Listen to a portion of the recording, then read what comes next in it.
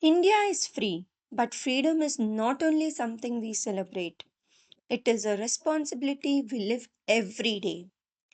A better India begins with our everyday choices: honesty, cleanliness, respect for every worker, responsible use of social media, helping others, protecting the environment.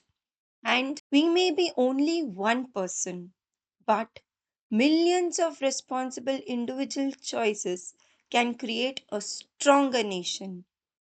This Independence Day, instead of asking only, what has India given us? Ask, what can I give India?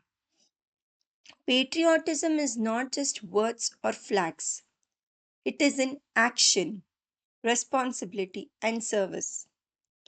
A better India doesn't begin with someone or someday, it begins with us.